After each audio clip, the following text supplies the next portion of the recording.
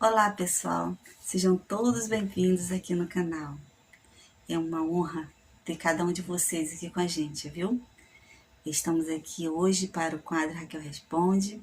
Se você que fez a sua pergunta, eu estarei aqui respondendo. Então, a primeira pergunta veio do canal Maria Helena, que diz assim: Raquel, sua realidade é sempre importante para nós saber. Bem, você há pouco tempo descobriu o grau da Raíssa, certo? Você poderia explicar nos próximos quadros para algumas mães saber a realidade dessa síndrome? Raquel, você é muito forte e guerreira. Te admiro muito. Obrigada, Maria Helena. A Maria Helena, pessoal, é uma amiga em particular, né? E comentei com ela que esses dias foi atualizado o laudo da Raíssa, né? Então tá aqui, ó. Aí, diagnóstico, transtorno do espectro autista nível 3. Então, pela convivência, pelo jeito da Raíssa ser, a gente já esperava esse diagnóstico, sabe? Esse nível 3 é o nível onde a comunicação é muito pouca, muito restrita, depende totalmente da gente, digamos assim, né? E na prática, falar mais praticamente, é assim: Raíssa não pode ficar sozinha, Raíssa não pode sair sozinha. Se a Raíssa sair sozinha, ela sai a esmo, né? E aí o cuidado tem que ser realmente dobrado, sabe? Porque ela pode entrar em casas que não deve, ela pode sair na rua assim e de repente se perder, né? Porque não tem para onde ir. Ela não tem maldade, ela não tem noção de perigo, sabe? Então tudo isso, o que acontece? É muito complicado, né, pessoal? Já pensou uma situação dessa?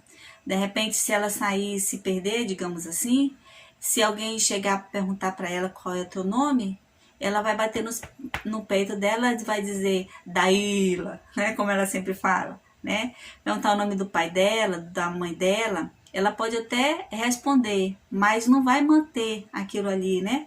E onde você mora, ela não vai saber dizer. São coisas assim que é preocupante, que a gente precisa assim ter todo o cuidado possível. E dentro de casa também não pode ficar sozinha, além, né, desse grau de autismo, ela também tem crises convulsivas, como vocês sabem.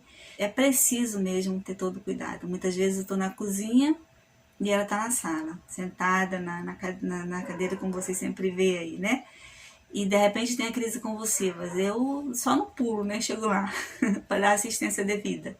Estando só, como é que ficaria, né? Cairia da cadeira, bateria a cabeça e, e aí por diante. Mesmo na parede, né? Ficaria batendo a cabeça. Então, requer realmente muito cuidado a situação da Raíssa, sabe? Vocês têm acompanhado a gente aí, sabem um pouco dessa história e no decorrer, né, desses tempos aí que a gente está sempre falando, a gente pode estar acrescentando também algo, né, do jeito da Raíssa ser. Veio do canal Nilza Maria Vivendo e Aprendendo, que nos fala dessa forma aqui, ó. Oi, Raquel, boa noite. Amo acompanhar os vídeos e eu gosto das dicas que você passa para muitas mães de autista. Hoje, a minha pergunta é: quando você parou de trabalhar para dedicar a Raíssa aos cuidados ao tratamento da Raíssa? Qual era a sua profissão? Um abraço bem carinhoso para você e para a Raíssa.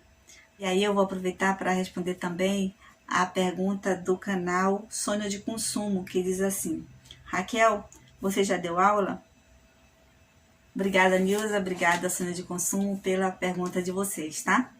Então, olha, eu era concursada como agente administrativo, mas em 2003 eu fiz um processo seletivo para gestor escolar. E aí a primeira escola que eu assumi foi uma escola de educação infantil. Passei algum tempo nessa escola, né? Depois fui para uma outra escola de primeiro ao nono ano Passei pouco tempo nessa escola, passei eu acho que uns 6 meses mais ou menos, mas foi um período muito trabalhoso, porque a escola estava em transição, né, para um outro prédio, de mudança, né, para outro prédio, e foi muito trabalho, sabe, pessoal? E depois dessa escola, eu fui para uma outra que ficava perto de casa. E era uma escola também de primeiro ao nono ano. Esse processo seletivo que eu fiz, primeiramente era para 4 anos, mas foi prorrogado e fiquei mais 4 anos. Aí, quando eu trabalhava nessa escola, já assim, já para terminar esse período de 4 anos, eu engravidei da Raíssa, né? E tive a Raíssa. Aí terminou, né? Esses 4 anos, voltei lá para onde eu trabalhava antes, que era no posto de saúde, como agente administrativo. E então começou, né, a luta e a guerra com a Raíssa. Mas aí, durante esse tempo que eu estava lá, eu fiz também o processo seletivo para professora. E aí passei e assumi 2 cadeiras. Uma cadeira era do sexto ao nono ano e a outra cadeira era ensino médio. Então, embora não pareça, né, fui gestora escolar e fui também professora. E aí o prefeito voltou e aí eu voltei também lá para a mesma escola que eu trabalhava. E nessa escola, né, a gente tinha uma equipe assim de excelência, sabe, pessoal? Muito boa mesmo, e que me entendia muito bem, né, o momento que eu passava com a Raíssa. Momentos de ausência, muitas vezes estava lá no trabalho, ligava, né, e a Raíssa estava em crises convulsivas, daí eu já ia para o hospital e às vezes passava 3 dias internada, quando não precisava viajar com ela para tratamento aqui para Rio Branco, para Goiânia, para São Paulo, para Ribeirão Preto. Então a gente passou assim, né, esse período, graças a Deus, que me deram muito apoio. Mas chegou uma hora que tive que parar, né? Porque essa questão de muito acúmulo, sabe? Acumulando muita coisa, muitos acontecimentos, né? Que a gente tem ao longo desse tempo. Então chegou aquela hora que precisei parar, né? Aí eu vim para cá, para Rio Branco, para tratamento da Raíssa e aí continua a vida. Mas durante, né, esse período que a gente trabalha, é um trabalho, assim, era muito prazeroso para mim, sempre gostei de trabalhar, sempre comecei a trabalhar muito cedo, então para mim era uma satisfação muito grande. A questão da escola como professora foi muito puxada para mim. Primeiro ano até que consegui, né, administrar bem, mas o segundo ano já de trabalho já puxou um pouco mais, né, para mim. Que a situação em casa, né, estava se agravando. E vocês sabem, né, que trabalhar com adolescentes e jovens requer muito da gente, né?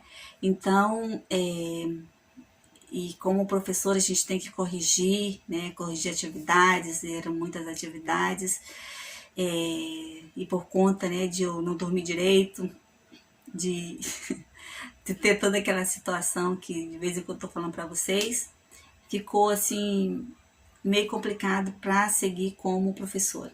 Então, apareceu, né, essa oportunidade de eu voltar para a escola e eu preferi voltar, porque na escola tem muito trabalho mesmo. Quem me conhece sabe que eu não gosto de faltar, sabe que se precisasse de eu estar lá de manhã, de tarde, de noite eu estava, mas eu contava com uma equipe muito grande, né? E de excelência, como eu falei para vocês. E me ajudaram bastante. E como a gente passa assim, né, noites em claro, muitas vezes, na escola como professora ficava difícil, porque às vezes você tinha que ter aquela atenção toda voltada, né, e sabe, aquela hora que o corpo da gente sente, eu sentia muito, sabe, e eu preferi, quando voltei lá para a escola, eu preferi ir. E porque a gente na escola tem uma situação muito dinâmica. E a escola que eu trabalhava, pessoal, tinha muito projetos, a gente executava muito projetos, sabe? Muito projetos, né? Entre eles o projeto de leitura, que era muito prazeroso, sabe? E eu sempre trabalhava ali por detrás dos bastidores. A gente tinha coordenadores de excelência, né? Que na hora do concurso assumia lá. E a gente ficava ali ajeitando o que precisava por detrás dos bastidores. Eu lembro que um dia um dos coordenadores disse: não, Raquel, hoje você vai ser jurado. Eu disse: não, deixa eu quieta aqui e tal. Que eu não levava essa situação que eu enfrentava em casa, né? E vários dias eu tava ali com acúmulos, né, de sono, que a Raíssa geralmente virava à noite, né? E aí ele disse: não, Raquel, hoje você vai. Eu disse: tá bom, então. Foi muito difícil, pessoal, esse dia, sabe? Uma experiência que marcou pra mim. Que a pressão baixava, subia, o sono, né, atacava ali, eu mantendo ali, fazendo de tudo para manter acordado. Porque a atenção nessa hora volta mais, né? Quando a gente está atrás do bastidor, está naquele pique, né? E aí, como eu não me dava com café para tomar para passar o sono, né? E então eu tive que aguentar bastante ali, foi uma situação difícil. Mas são assuntos, né? São experiências, né, que a gente passa. E então eu tenho muita saudade, sabe, de trabalhar assim fora, muita saudade mesmo. Mas o momento requer muito essa atenção para a Raíssa, né? E hoje eu não tenho muita confiança assim de sair, sabe? De deixar ela com uma pessoa, né? Desconhecida por muito tempo, porque a gente sabe o jeito que ela é, né? Então o cuidado é bem maior, tá? Vem do canal Valdemir Santos, que diz assim: a Raíssa fica de cócoras também em um cantinho dentro de casa e nas ruas? Sim, Valdemir, ela fica de cócoras, né, dentro de casa, no cantinho.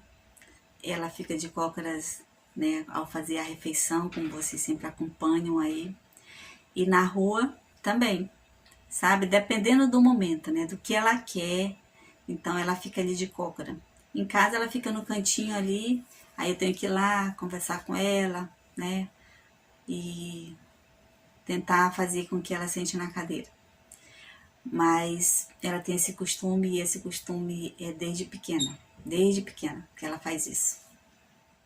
Então, eu gostaria de pedir para você, mais uma vez, né, se quiser fazer alguma pergunta pra gente, né, desde que não seja legal, imoral ou imprópria, você pode fazer, que a gente vai estar aqui com o maior prazer para responder para você. E assim, chegamos ao final de mais um vídeo. Eu espero que vocês tenham gostado. Mais uma vez, eu agradeço de coração pelas perguntas que vocês me fazem, pessoal. Me faz, assim, lembrar, né, de muita coisa que passei e refletir, né?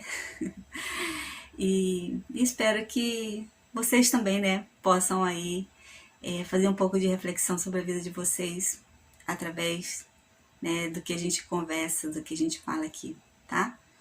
E muito obrigada pelo apoio, pelas perguntas, pela consideração, por tudo, tá, pessoal? Muito obrigada mesmo.